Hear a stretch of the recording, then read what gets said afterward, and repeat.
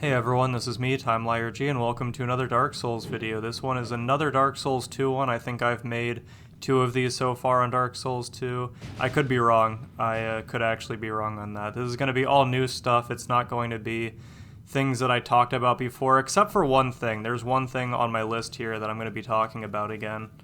And there's another thing that's also similar to something I talked about, but is all going to be completely new and fresh footage, new commentary, so feel free to watch all the way through the video to help the video out and my channel. I really appreciate it. You don't have to, of course, but let's just begin with the Dark Souls 2 oddities, secrets, mysteries, weird stuff in Dark Souls 2. The Majula Mansion Chest Distribution Weapon Skins. That is a long title I made on that one. I'll start off by talking about my favorite feature in Dark Souls 2, the unique weapon and skin distributions. A reason I like MMOs a lot is due to the rare discontinued items that you can get only for a limited time. Items that'll never return to the game again. These kinds of items will give you your own unique memory like nothing else in a game is capable of. It's a limited memory that not many other people have. And think of the holiday events in RuneScape 1 and RuneScape 2 back in the day, for example. You know, you just have your own special item that was only available for a certain time frame. Dark Souls 2 tried something similar with unique skins of already existing weapons. The only one I've got back in the day was the Moonlight Longsword one. I sadly don't have my 360 hard drive anymore with the save file with it on it, which is a shame because out of all the skins, I like this one the most, along with the Black Steel Katana, which I've never got, obviously. I just got the Moonlight Longsword one.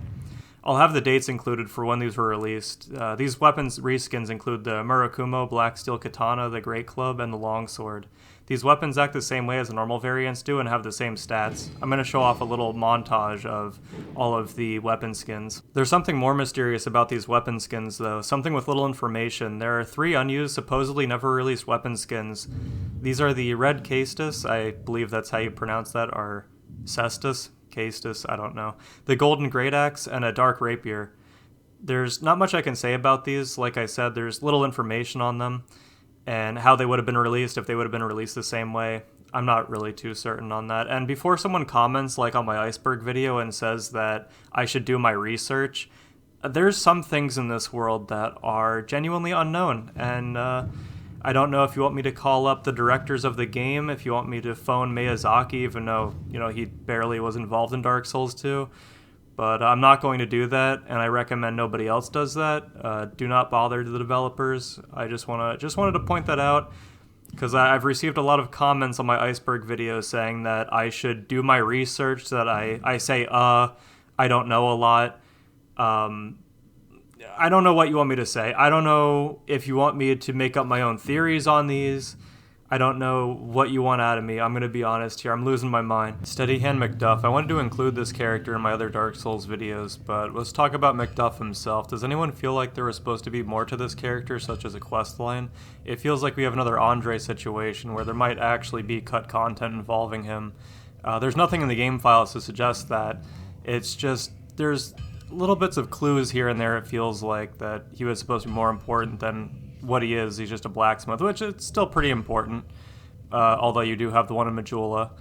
But anyway, he will give you a Titanite slab if you've given him the Dull Ember, spent 12k on infusions, and 50k souls in total. To me, it always felt like there was some way to cure him of being hollow as well. If he even is hollow to begin with, I don't know. He could just be consumed by his work, although it's strange you have to lead him back to his anvil with a torch by lighting the sconce next to it. Also, what is this hole in the wall above him? Why would there be some kind of drainage pipe high up on a wall and lead right into the open room? Is that where he bathes at? Pate character concepts. It's very strange how after helping Pate or Creighton, depending on your choice, that either one tries to have you open that chest with the explosive trap in it. I get that they're supposed to be untrustworthy thieves, but you think that there would be a bit more honor there after you help save one of their lives. I always felt like there was something missing with this questline, and by missing I mean cut content involving it. It ends really abruptly, and while you do get the Engraved Gauntlets, which is my favorite piece of armor in the game for PvP and PvE, that's it really. All that build-up just to have one of them whisper, "That'll leave a nice scar," laugh, and then disappear from the world. A reason why I bring up these characters is that Pate was actually going to be Patches originally in concept. There's concept art of Patches holding the same shield that Pate uses. I'm not sure why they decided against adding Patches himself. Maybe it's because the game had different directors this time, or they just wanted to be different. Although Pate really is just the same character as him pretty much. whisper ambience in the beginning of the gutter. There's this very quiet whispering I heard while in the beginning of the gutter where you drop down after defeating the Royal Rat Vanguard. I heard this while getting footage for this video, so I thought I'd include it as well. I've somehow never heard this before, and I'm pretty sure that it's supposed to be playing somewhere else in the gutter, as when I went to go inspect the other ambient noises, I did hear something similar to it later on in the gutter where, you know, you're near the Rotten in the Black Gulch and whatnot. But I never heard anything like this in just the beginning of the gutter where you get that invasion, not really the invasion, pseudo-invasion in New Game Plus with the Firekeeper and the Faram Set Knight as well. And maybe it's connected to them somehow? I'm not sure. The thing in Majula's Skybox, this is the one I talked about before in one of my other videos. I just have an update on it now. I only showed a picture of this one before, but I managed to get up close to it this time using some tools that were made by someone named Atvark. Thanks to them, I'll have their username up on the screen now. I don't have anything else to add to it, as it's still pretty unknown what this is even supposed to be, considering everything else in the distance of Majula is showing off areas you can go to.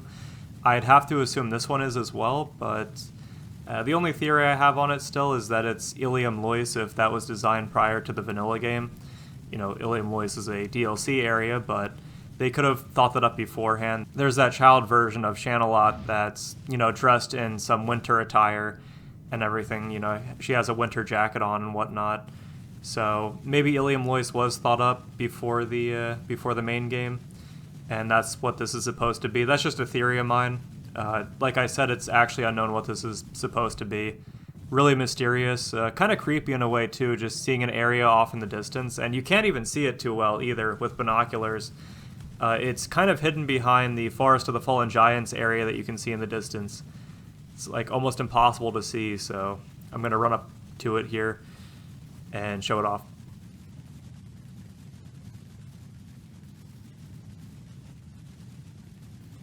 Ruin Fork Road Mystery Hole. I remember people talking about this in 2014 just after the game came out on certain forums, but there's this mysterious hole of Ruin Fork Road it doesn't really have any explanation to it. I know people are tired of hearing how there's no explanation, but it is really odd. I feel like this is supposed to add more flair to the area rather than it being remnants of something scrapped from the game.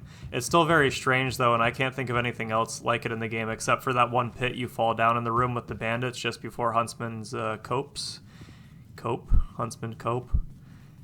The more I look at it actually, it looks like the developers added rubble in front of it just to try to cover it up. The player can't really see it too well either.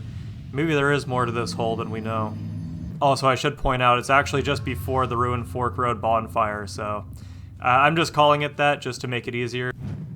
Something else that's interesting is an unused path near this area up high, which I'll show off now as well.